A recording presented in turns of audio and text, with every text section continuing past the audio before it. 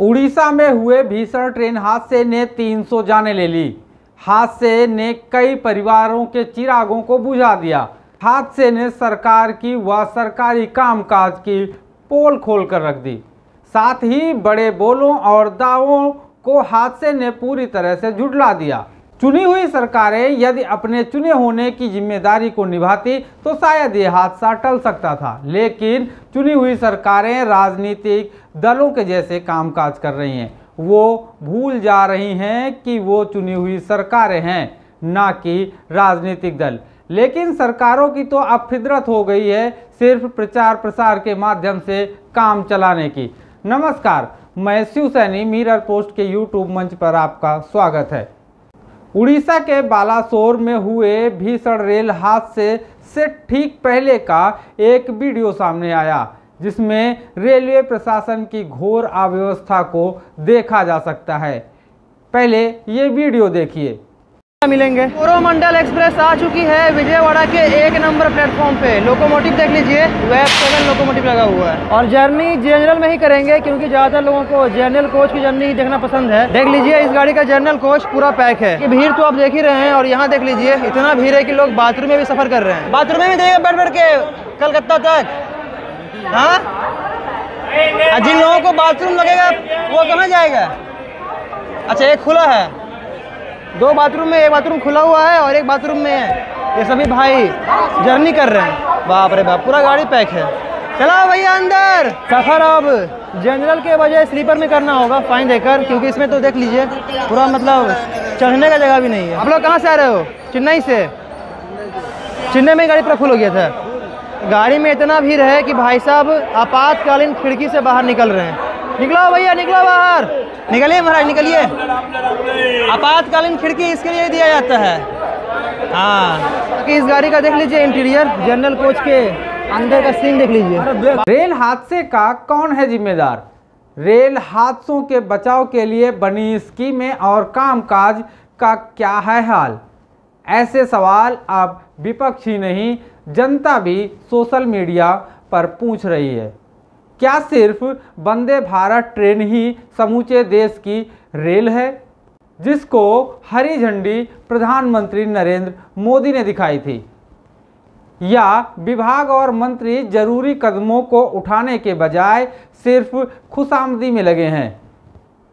जरूरत सुरक्षा कवच के इम्प्लीमेंट करने और कर्मचारियों के भर्ती जैसे ठोस कदम उठाने को भी नज़रअंदाज किया जा रहा है। इन्हीं बातों को आज समझने का प्रयास करेंगे।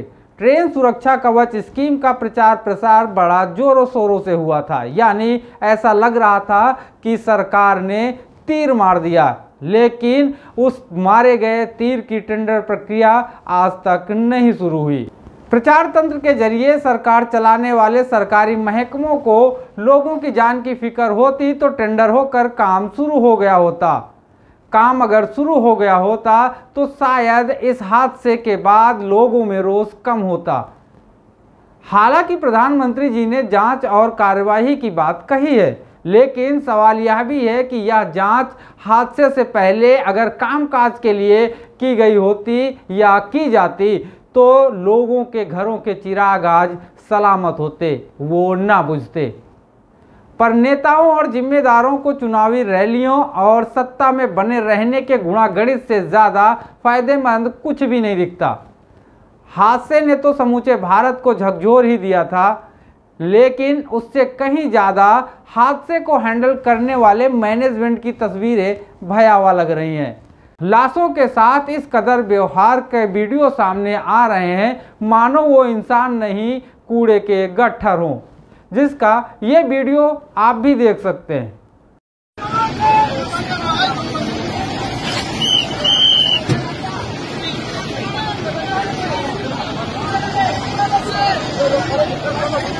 सोशल मीडिया पर आए इस वीडियो ने लोगों के मनों को विचलित कर दिया। सरकार और सरकारी महकमों को ये बात बुरी लग रही होगी कि वीडियो वायरल कैसे हो रहे हैं। हो सकता है व्यवस्था सही करने के बजाय सरकार सामाजिक दृष्टिकोण का हवाला देते हुए वीडियो बनाने और शेयर करने वालों के ऊपर कोई ठोस कदम या कार्यवाही न कर दे। हादसे के बाद रेल मंत्री अश्विनी वैष्णव पर विपक्ष सवाल उठा रहा है। तृणमूल कांग्रेस के नेता अभिषेक बनर्जी ने सरकार पर सवाल उठाते हुए कहा, केंद्र सरकार विपक्ष के नेताओं की जासूसी पर करोड़ों रुपए खर्च कर रही है, लेकिन ऐसे हादसों को रोकने के लिए ट्रेनों में यदि एंटी कोलिजन डिवाइस लगाने की जरूरत को नजरअंदाज न करती तो इस हादसे से बचा जा सकता है। इतना ही नहीं, बनर्जी ने आगे कहा, सरकार राजनीतिक समर्थन बढ़ाने के लिए वंदे भारत एक्सप्रेस और नए बने रेलवे स्टेशनों को खूब दिखा रही है, लेकिन सुरक्षा उपायों को पूरी तरह से नजरअंदाज कर रही है। कांग्रेस नेता अधीर रंजन चौधरी ने भी सवाल उठाते कहा कि सवारियों को मंजिल तक सुरक्षित पहुंचाने के लिए बेसिक इंफ्रास्ट्रक्चर की ज़रूरत है, उस पर ध्यान देने की ज़रूरत है। भारतीय रेलवे से औसतन लगभग 25 लाख लोग रोजाना सफ़र करते हैं। सरकार बुलेट ट्रेन में वंदे भारत एक्सप्रेस में निवेश कर रही है, रेलवे यात्रियों की सुरक्षा पर ध्यान नहीं दे रही है। ये सवाल वाजिब भी है कि नई चीज़ के पीछे भागकर पुरानी चीज़ को छोड़ देना कितना सही है। तो वहीं कांग्रेस अध्यक्ष मल्लिकार्जुन खड़गे ने कहा था, प्रधानमंत्री और रेल मंत्री से पूछने के लिए हमारे पास सवाल तो बहुत हैं, लेकिन अभी ज़रूरत बचाव और राहत कार्य की है। नैतिक रूप से सही भी हो सकता है, लेकिन सवाल तो हैं जिनको पूछना भी ज़रूरी है।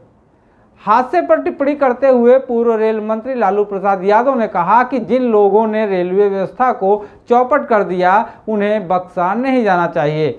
लालू यादव ने कहा कि कोरोमंडल एक बहुत तेज रफ्तार ट्रेन है जो चेन्नई तक जाती है। हमने भी इस ट्रेन में यात्रा की है। किस तरह से लापरवाही बरती गई और इतना बड़ा हादसा हुआ, इसकी जांच होनी चाहिए और जिम्मेदार लोगों पर कार्यवाही की जानी चाहिए। यह हादसा उस समय हुआ जब रेलवे में सुधार और सुरक्षा के लिए योजनाएं तेजी से बनी, लेकिन लागू नहीं हुई। हालांकि नेशनल रेल प्लान के तहत बड़ी राशि रेलवे में हादसे को रोकने के लिए प्रस्तावित की गई। इसके तहत हर ट्रेन में टक्कर रोधी यंत्र यानी एंटी कोलिजन डिवाइस लगाए जाने हैं, लेकिन अभी तक इसका टेंडर जारी ही नहीं हुआ।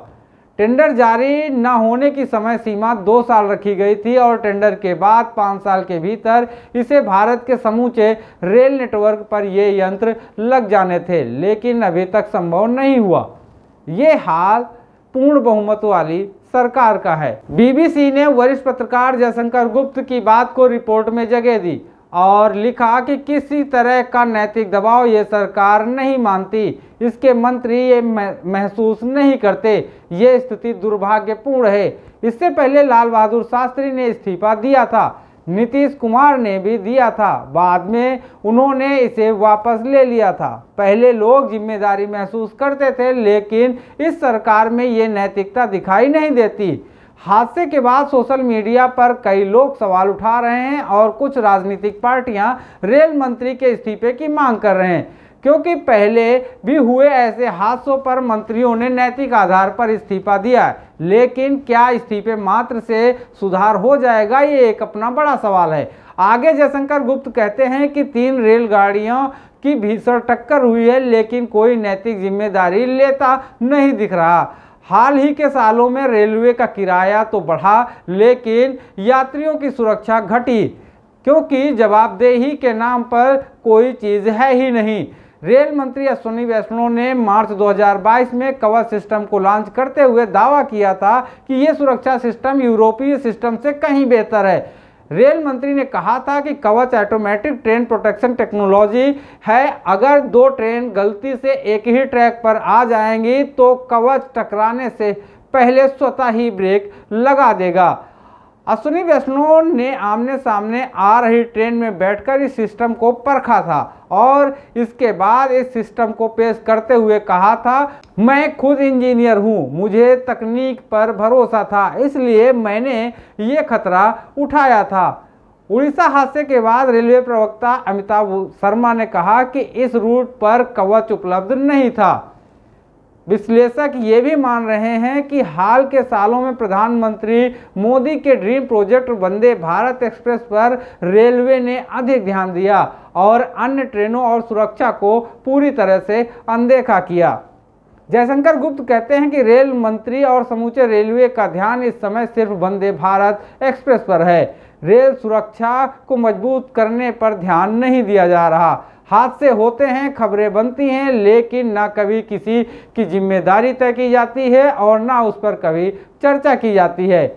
इस समय रेलवे का पूरा ध्यान वंदे भारत एक्सप्रेस पर है, जिसका किराया दूसरी ट्रेनों के मुकाबले कहीं ज़्यादा है। साल 2021 में राज्यसभा में दिए गए एक जवाब में सरकार ने बताया था कि रेलवे के सभी जोन में दिसंबर 2022 तक यानी 2,98,973 पद खाली हैं। इतनी बड़ी संख्या में रेलवे में कर्मचारियों की कमी है। रेलवे के कर्मचारी घटते जा रहे हैं, इससे भी सुरक्षा कमजोर कहीं ना कहीं हो रही है। एक सवाल तो यह भी बनता है कि क्या रेलवे ने दूसरी ट्रेनों की उपेक्षा कर अपनी पूरी ताकत वंदे भारत एक्सप्रेस के पीछे ही लगा दी कि वह प्रधानमंत्री के सपनों की गाड़ी है? सिर्फ इसलिए प्रधानमंत्री ने जब वंदे भारत ट्रेन को हरी झंडी दिखाई थी तो उसका मीडिया कवरेज जबरदस्त था।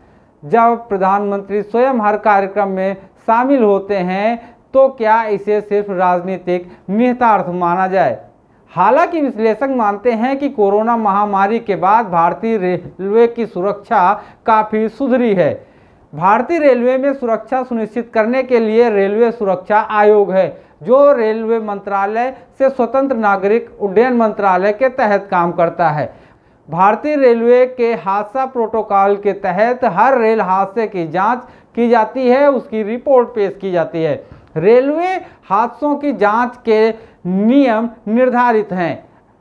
रेलवे एक्ट 1989 की धारा 13 के तहत गंभीर हादसे के बाद जांच अनिवार्य है। भारत में रेलवे हादसे होते रहे हैं, उनकी जांचें भी होती रही हैं, लेकिन सख्त कार्यवाही का कोई भी एक उदाहरण मिलना मुश्किल हो जाता है। अगस्त 1956 में आंध्र प्रदेश के महबूबनगर में हुए एक रेल हादसे में 112 लोगों की मौत हुई थी।